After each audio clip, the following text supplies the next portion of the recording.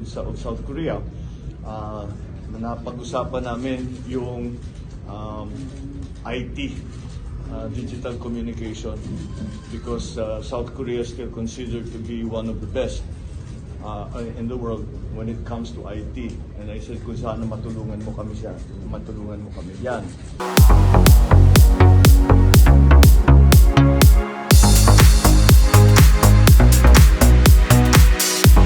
As I'm sure you know, nakakatanggap na ako ng mga congratulatory messages from different heads of states. Nakausap ko na ang unang nakatawag sa amin ay yung US, the President Joe Biden, and China, President Xi. Nakausap ko na also the Japanese Prime Minister Kishida. I even spoke to the outgoing Prime Minister of Australia, PM Morrison, who just went through an election also. So, marami na talagang nangyayari, we are already being recognized. This new administration is being already recognized. Mukha namang walang problema sa recognition. Maybe the comfortable margin that we enjoyed during the election has a part to play with that. In connection of that, today I met with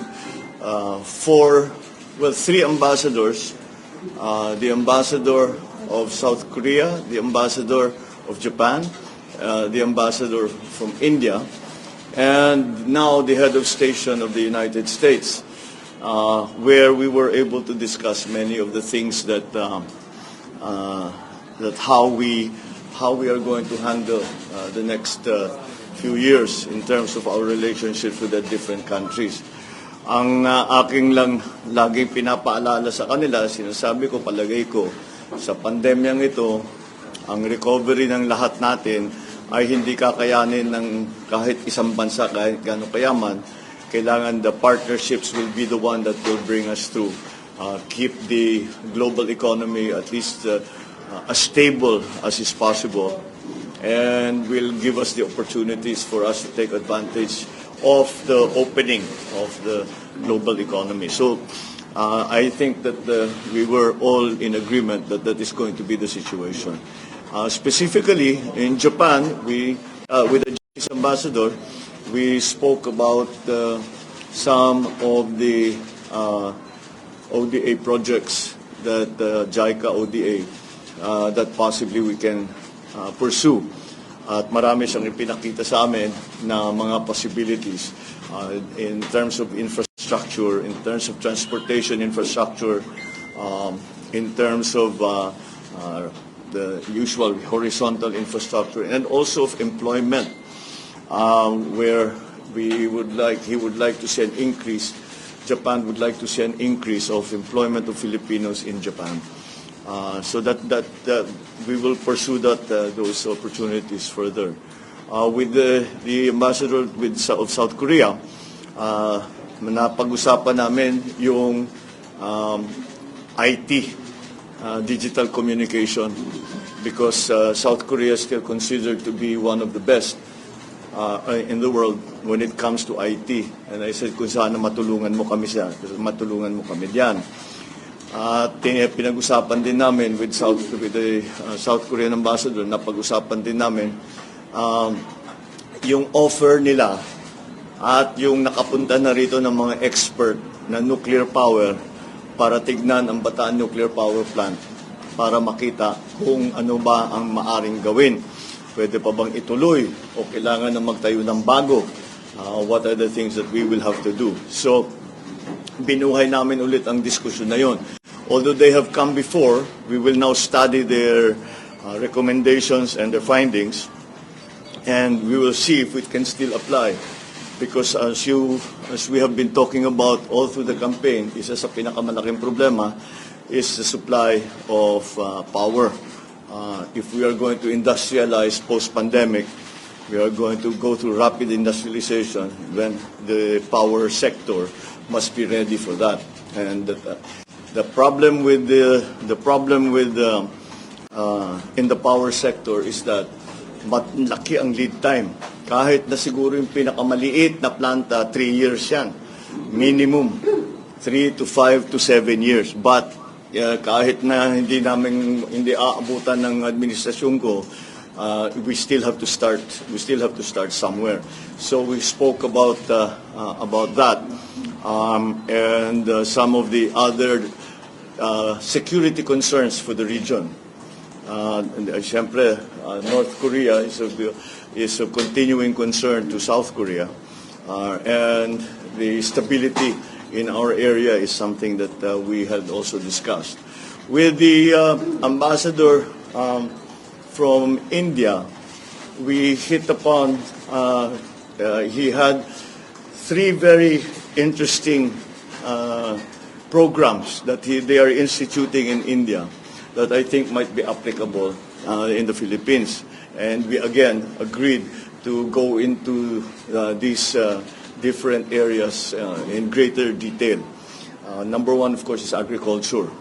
We have a lot, we can learn a lot, especially from India, not only in the techniques of agriculture, but also in the protection of farmers, and how to bring the average age of the farmers down from what it is now. Nababasa ko 57, 50, 56, 57 ang average age ng ating mga magsasaka.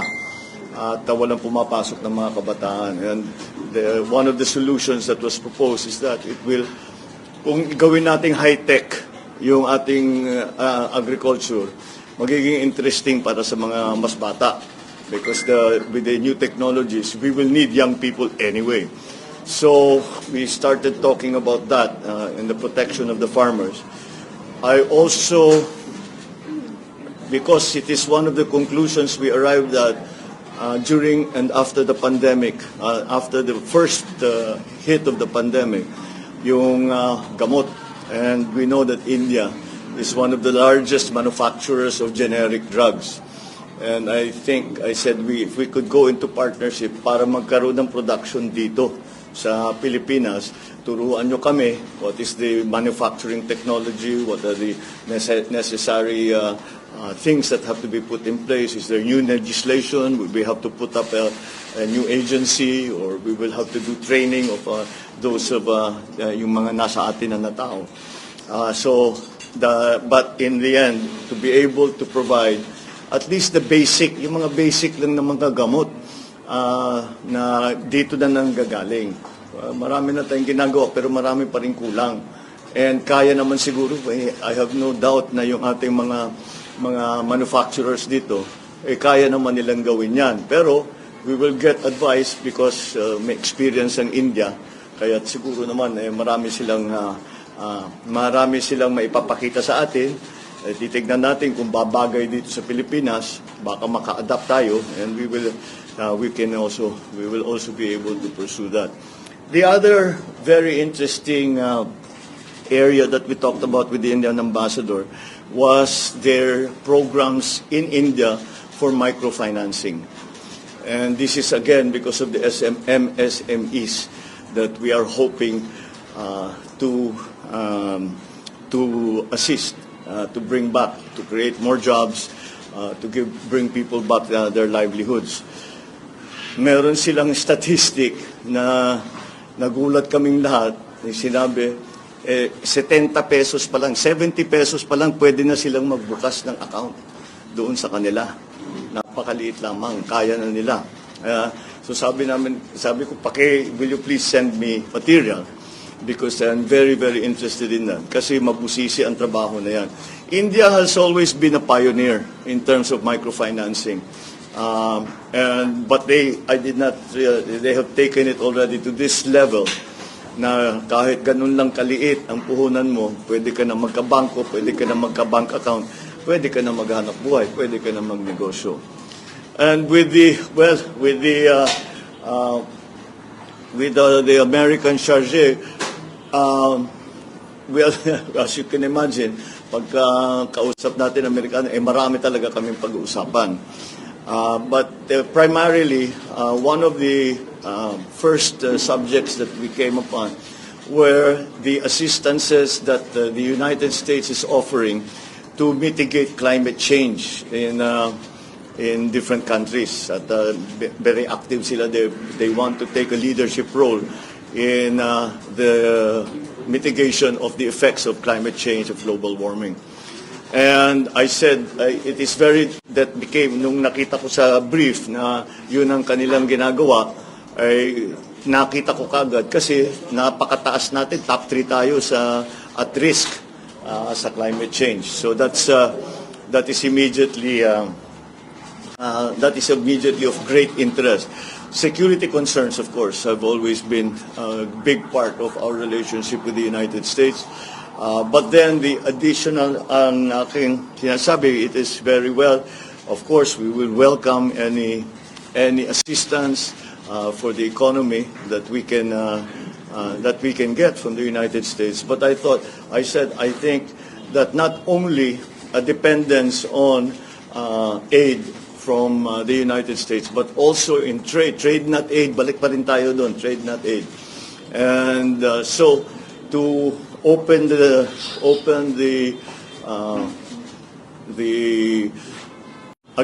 government, the bureaucracy, this administration, to the possibilities of private partnerships, joint venture from the Philippines and with the American. Marami naman tayong history sa ganyan. Marami nagbubukas dito na kumpanya na American for a long time now. So that is a well-established route or role that we have the part of our relationship. Siyempre, security concerns, pinag-usapan namin, the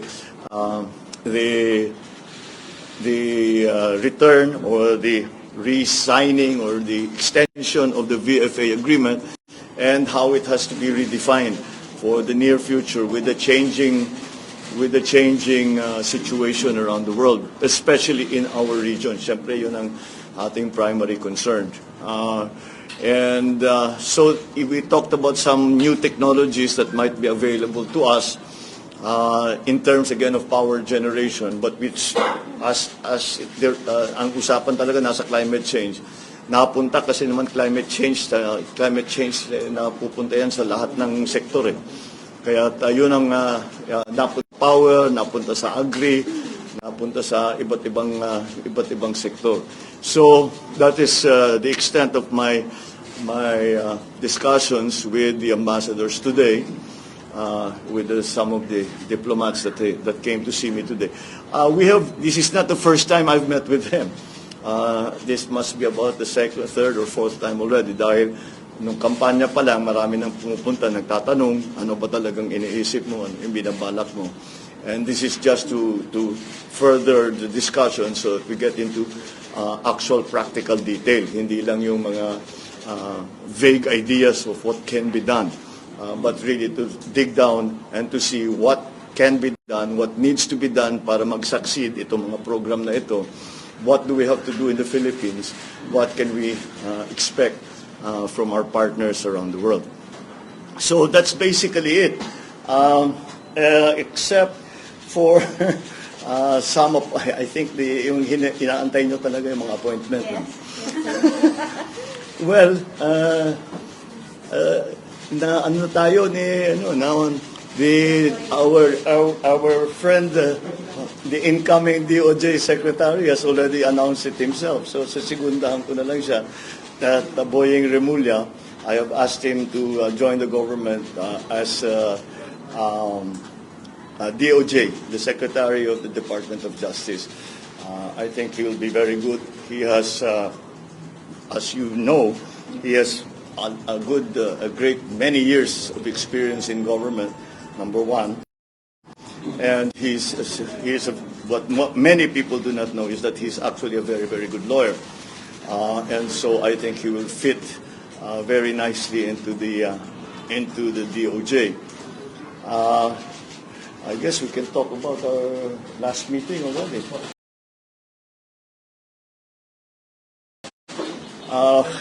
I had over lunch the former Secretary Laguesma of Dole.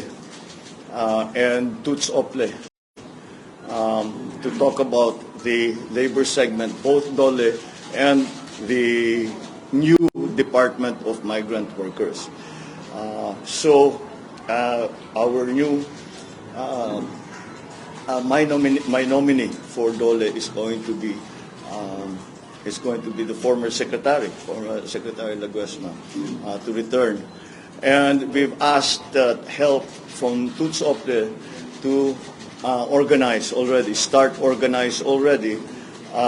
the Department of Migrant Workers, so that when the time comes that we are mandated to start operations in pag-isipan kung ano ang gagawin natin para pagdating ng panahon ay mabilis na. The Department of Migrant Workers from the day one will immediately be operational and performing its function. That's really my general policy sa lahat na ito, is to fix policy as early as now, so that when the time comes that we are giving now our nominations to the CA, ay mabilis na ang magiging proseso. At kahit na hindi pa ma-confirm yung mga iba, hindi pa natapos ang confirmation process ng mga iba, ay ang mangyayari ay marami na tayong naintindihan na ng mga tao natin, the cabinet secretaries and the rest of government, kung ano yung kailangan gawin, what is expected, what the timetable has to be, so that we can immediately start work as soon as the term of the next administration begins. I have also tapped an old friend who also was formerly in this position, Arce Balisacan, who was our former NEDA, and I've asked him to return to NEDA. I've worked with him extensively in the time that I was governor. We have very similar thinking in that regard. Kaya't malakas ang loob ko. I know he's very competent. I know his policies are policies that will be to the betterment of our country and for employment, for the development of the economy. Nag-uusap kami ng ilang oras at mukha namang tumutugma ang aming pag-iisip tungkol sa approach natin dito sa mga darating na ilang taon when it comes to the economic managers. I know that siyempre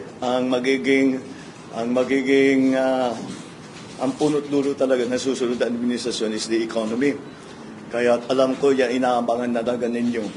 Allow me and maybe a few more days for me to be able to announce formally who will be part of the labor sector is going to be very much part of any redevelopment and recovery of the economy.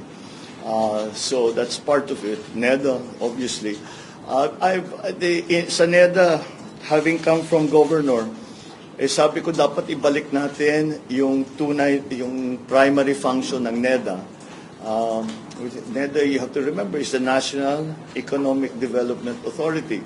And the process has always been that the provincial development councils will forward their recommendations to the regional development council, which will forward their recommendations to NEDA.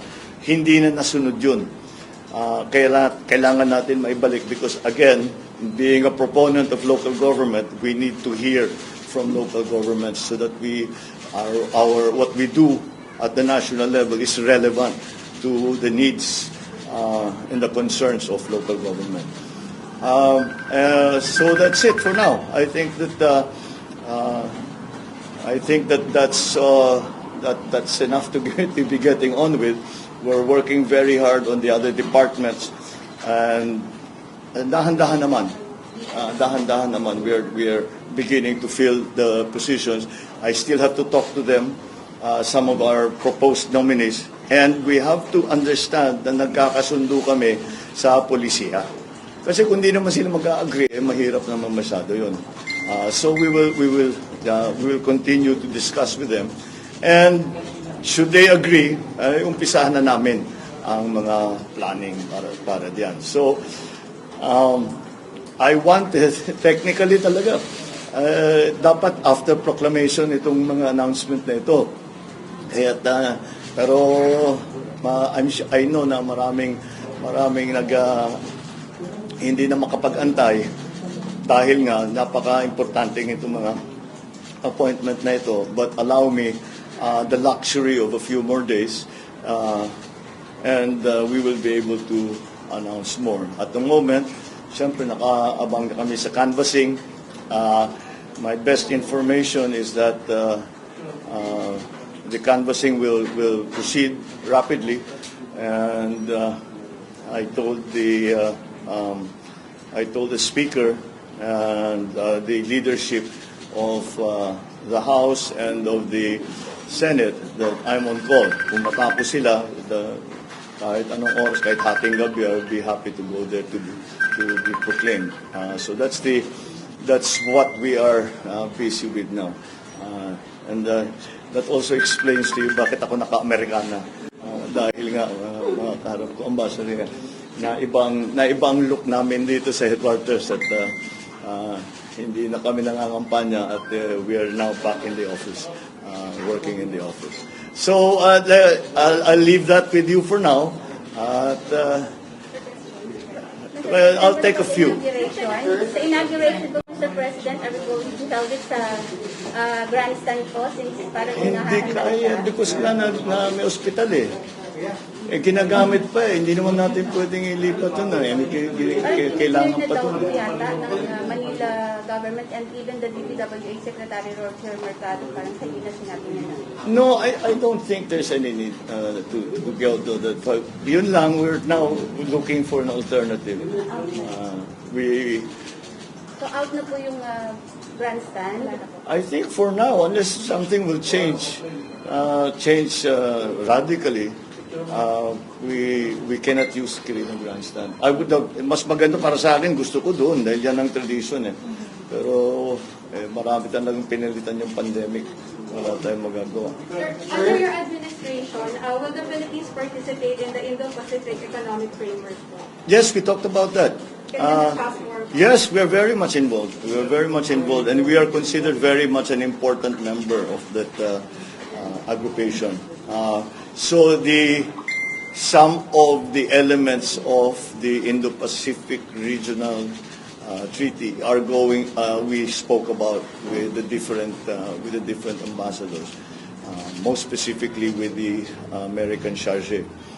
So yes, we will be involved in that. Sir, House Majority Leader has said that. I'm sorry. House Majority Leader Romualdez has said that. I'm sorry. I'm really. Hello, sir. House Majority Leader Romualdez has said that a stimulus measure is among your top priority legislation regarding the Congress, sir. Sir, may we know, sir, if you think that the government still has funds to fund another stimulus package, and then, sir, given that the 90% of the 2022 budget has already been disbursed to various agencies. Yes, there are slight differences because although it has been disbursed, not all of it has been spent. So meron pa tayong room, pero konti na lang. And so that's why we will have to look to the new budget, the budget for 2023, which is presently being written. We have to look at that to find sufficient funds for the things that we want to do. Kasi talaga, basically, move some public expenditure away from non-investment expenditures to more investment-led expenditures. Again, to revitalize, to really retool the economy. Sir, you also open selling government assets such as NAIA and a portion of Manila Bay as proposed by Congressman Salceda to pay for the country's debt, sir. I'm always very wary of selling government assets. So as a matter of principle, I'd rather not. So, yes. Sir, just a follow-up, how do you think the Philippines will benefit from the Indo-Pacific Economic Framework? Well, it's going to be, because now, as I said, the survival and the stability of the global economy, or even just the regional economy, is going to depend on the partnerships we make with other countries. And that's why that's going to be very important. We have to open as much of the economy as we can to trade. And that's where these kind of treaties come in. Okay, thank you. Maraming salamat.